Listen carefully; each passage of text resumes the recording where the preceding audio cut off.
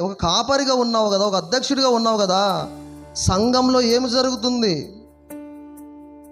ఏ గొర్రె తప్పింది? ఎవరు ఏ తోవలో నడుస్తున్నారు? ఒక అధ్యక్షుడిగా నీకు ఆ బాధ్యత లేదా? ఆ మందను గురించి జాగ్రత్త పడు, నిన్ను గురించి నువ్వు కూడా జాగ్రత్త పడమని వాక్యం చెబుతుంది.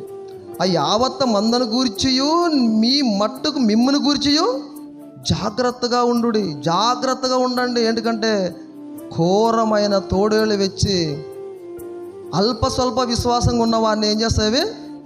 భ్రష్టత్వం పట్టిస్తాయి. ఇక ఏమీ తెలియనట్టుగా ఈడ్చుకొని పోతారని వాక్యం చెప్తుంది.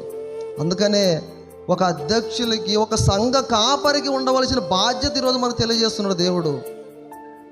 దేని యందు మిమ్మల్ని అధ్యక్షులుగా ఉంచాడు చెప్పండి?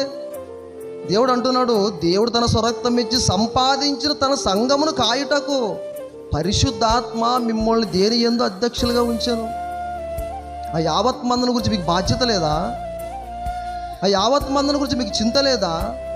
ఒకవేళ చింతే లేక నాకేం పట్టిందని వలలో వేసిన గొర్రెల దగ్గరికి వెళ్ళి కాపరి చూసుకొని వచ్చినట్లుగా ఒకవేళ వెళ్ళిపోతే బాధ్యత లేని కాపరిగా ఉండిపోతారు ఈరోజు కాపరులు. మరి వాళ్ళని ఎక్కడగడా దేవుడు?